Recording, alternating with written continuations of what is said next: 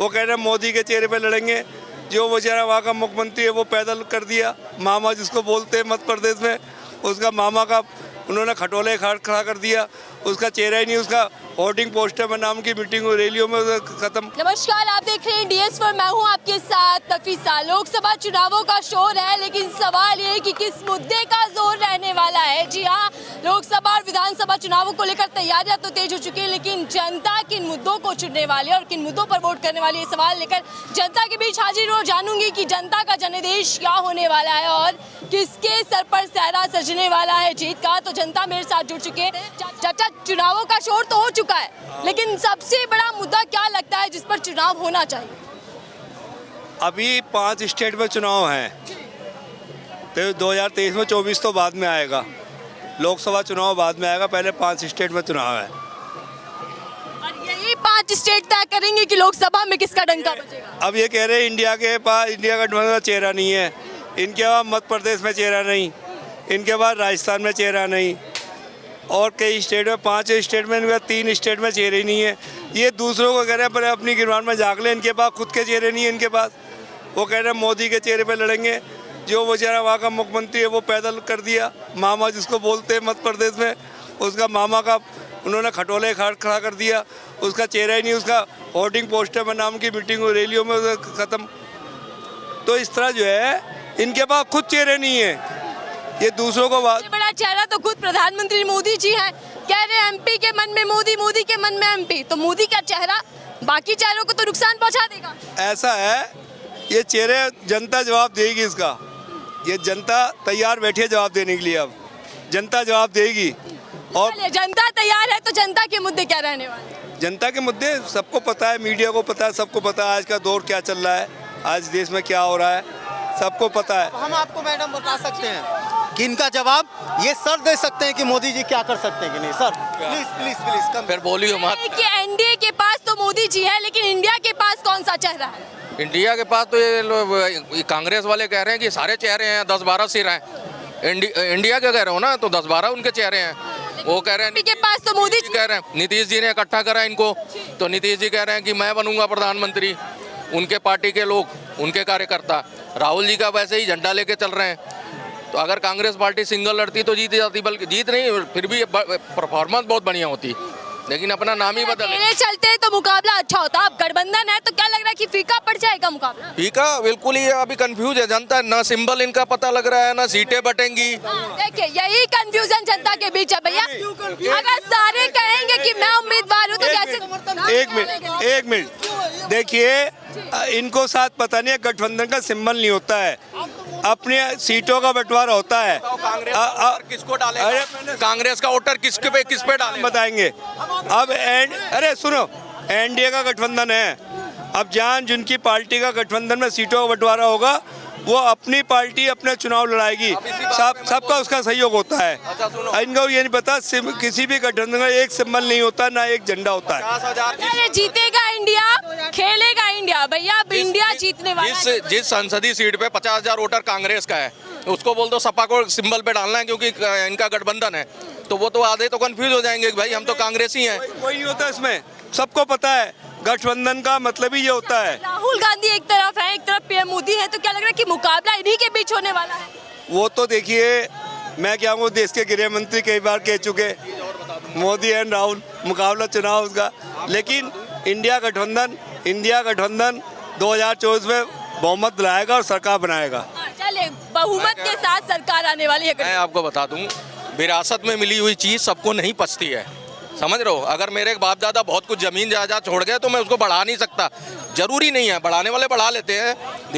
देखो, जीरो से हीरो बन जाता आदमी, हीरो से जीरो वो बन सकते हैं, लेकिन उससे ऊपर नहीं जा सकते। क्यों? विरासत में मिली है उनको, कोई भी उनको मेहनत जीरो ग्राउंड से तो नहीं जुड़े, जमीनी हकीकत में ना ही जनता से वो कनेक्ट करते हैं। तो राहुल गांधी तो जा रहे हैं जनता के बीच में, देखिए कभी कूली कभी किसान जा रहे हैं, वो खेत में टायर लगवा सकते हैं, उल जुलूल बयान दे सकते हैं। अभी उनके कई बयान मैंने सुने हैं जिस पे मेरे को ही नहीं क्लियर हुआ कि ये दे किसको रहे हैं। एक दिन उन्होंने बोला कि भाई दलित जो है, दलित का शोषण हो रहा है, खुद बोल दिया 70 साल से, वो बोल के निकल गए, भूल गए कि अरे भैया 70 साल। राहुल गांधी क्या बोलते हैं क्या करते हैं उनको ही नहीं पता, बीजेपी वाले तो और बात ट्रोल कर रहे हैं। कहीं नहीं कर रहे, बीजेपी वाले क्यों करेंगे और राहुल गांधी क्यों ऐसा बोलेगा, शायद भाई को पता नहीं है। अच्छा, मैं एक चीज़ और इसी बात पे बोल देता हूँ।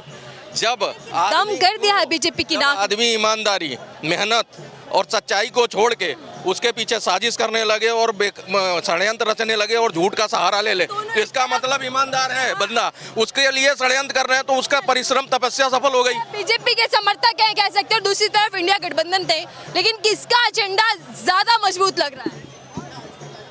ये तो मीडिया को पता है। अगर ऐसा नहीं होता तो आज बीजेपी गठबंधन इतना खौफ में नहीं होता। इंडिया गठबंधन से क्या खौफ में है कि बीजेपी के पास कोई काम ही नहीं है गिनवाने के लिए, हर वक्त विपक्ष को कोसते को रिप्लेस करने वाले केजरीवाल हैं 2 राज्यों में। यहाँ पे वो कह रही हैं अलका लांबा हम सीट में कोई समझौता नहीं करेंगे, जो 7 संसदीय सीटें हैं। तो जब इनके आपस के ही झगड़े राज्यों में चल रहे हैं और ये यहाँ दिखावा हो रहा है गठबंधन का, तो जब तक ये सिंबल जारी करेंगे और ये और लोगों से बातचीत कर रहे थे, युवा लोग हैं। सर आप क्या कहेंगे, एक तरफ चुनाव को लेकर भी शोर मच चुका है, लेकिन युवाओं के मुद्दे क्या रहने वाले? राहुल गांधी बेरोजगार, आपने तो नेता चुन दिया राहुल गांधी, बेरोजगार, क्या वजह राहुल गांधी को पसंद करने की? बीजेपी देश को बर्बाद कर दिया। बीजेपी देश को बर्बाद कर रही है, क्यों लग रहा है कि बीजेपी देश को बर्बाद कर रही है? हकीकत वाली बात है। आप ये 9 साल में क्या किया बीजेपी? कुछ नहीं किया।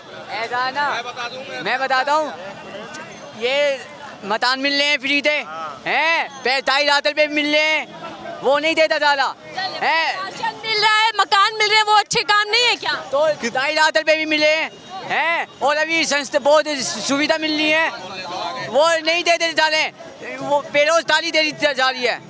बेरोजगारी दिख रही है, अच्छे काम आपको नहीं दिख रहे? अच्छा, हाईवे पे भी दाम होता है। नहीं, हाईवे बना रहे हैं, वहाँ पे हाईवे, मकान, शौचालय, राशन, सब तमाम चीजें गिनवा दी। दिया है मोदी जी ने, 2.5 लाख रुपए दिए, क्यों नहीं दिए लोगों को मकान बनाने के लिए? चाचा जी अच्छे काम क्यों नहीं देख पा रहे आप बीजेपी सरकार के? ने मुझे गिनवा तो दे काम। मैं गिनवा देता हूँ, मेरे पास आ जाना। कितने काम गिनवाऊं? कम से कम उंगलियां कम पड़ जाएंगी मेरी गिनते गिनते। सुनो आपको बताऊं, जुमले सारे पेपरों में काम है, काम है ही नहीं। भारत एक कृषि प्रधान देश है, तो कृषि के लिए, किसान के लिए क्या किया मोदी ने? हाँ बताओ। 2,000 रुपये आते हैं, और हर महीने 2,000 रुपए भी हर महीने खाते में 2,000 पहुंचाते हैं। खेती कभी किए हो? एक मिनट आराम, बोलने दीजिए। आते हूँ, मैं जवाब लूंगी आपसे। जी सर। 2014 के पहले यूरिया कितना केजी मिलता था?